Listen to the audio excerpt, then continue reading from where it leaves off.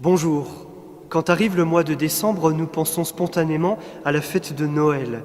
Mais pour les chrétiens, en cette année 2017, ce mois de préparation, de fête et de lumière est marqué par l'entrée en vigueur de la nouvelle traduction du Notre Père. Nous allons prier depuis le premier dimanche de l'Avent. Ne nous laisse pas entrer en tentation. Là où nous récitions jusqu'à maintenant, ne nous soumets pas à la tentation. La tentation était donc trop forte pour ne pas y succomber. Ce 11e numéro Profondeur, le mensuel de l'orientation de la catéchèse en Alsace, est dédié à l'école de la prière du Notre Père.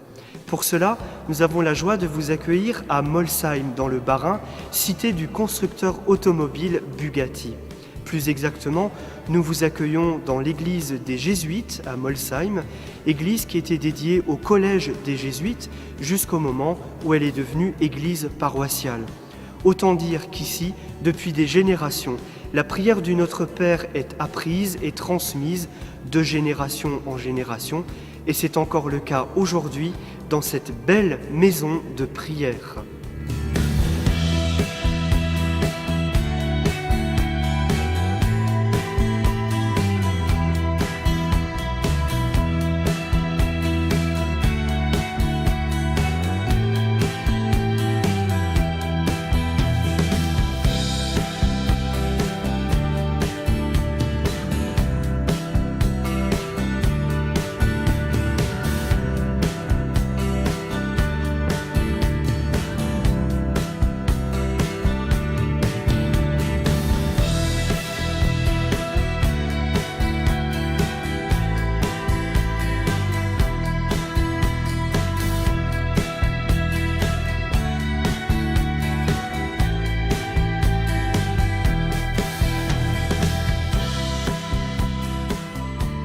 C'est Jésus lui-même qui enseigne la prière du Notre Père.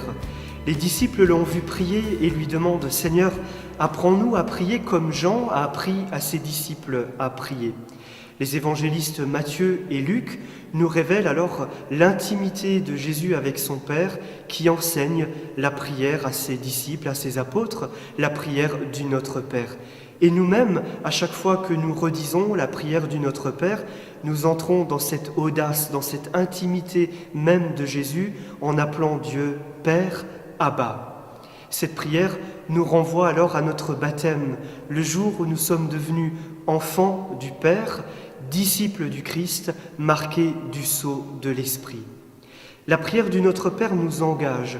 Elle nous engage tout d'abord à reconnaître que Dieu est vraiment notre Père, qu'il est le Créateur de toutes choses. Lorsque nous prions que ton nom soit sanctifié, que ton règne vienne, que ta volonté soit faite sur la terre comme au ciel. Elle nous engage ensuite lorsque nous nous tournons vers Dieu en lui demandant « Seigneur, donne-nous notre pain quotidien, pardonne-nous nos offenses, ne nous laisse pas entrer en tentation. » Et elle nous fait ainsi reconnaître que toute grâce vient de Dieu. Elle nous engage enfin à grandir dans le chemin de la conversion lorsque nous nous tournons vers Dieu en lui disant « Aide-nous à pardonner, comme nous pardonnons aussi à ceux qui nous ont offensés ». La prière du Notre Père nous fait reconnaître que nous avons toujours besoin du secours, de la grâce de Dieu.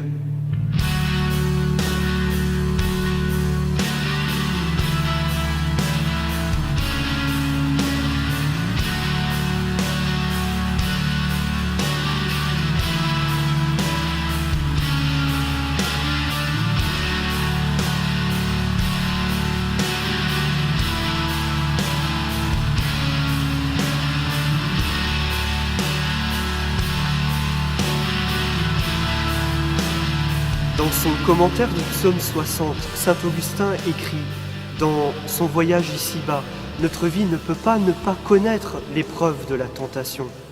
Jésus lui-même a connu la tentation dans le désert, écrivent les évangélistes, et il repousse l'offre du diable. Il est ainsi le modèle de la prière du chrétien.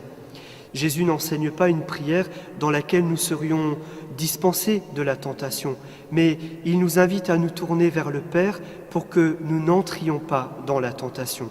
C'est ainsi qu'à chaque Eucharistie, après la prière du Notre Père, le prêtre se tourne vers le Père en disant « Rassure-nous devant les épreuves ». Finalement, à chaque fois que nous disons la prière du Notre Père, nous pourrions reprendre à notre compte cette question que nous laissait le pape Benoît XVI en février 2013. Qu'est-ce qui est le plus important dans notre vie? Quelle place laissons-nous à Dieu? Est-ce lui le Seigneur ou est-ce moi?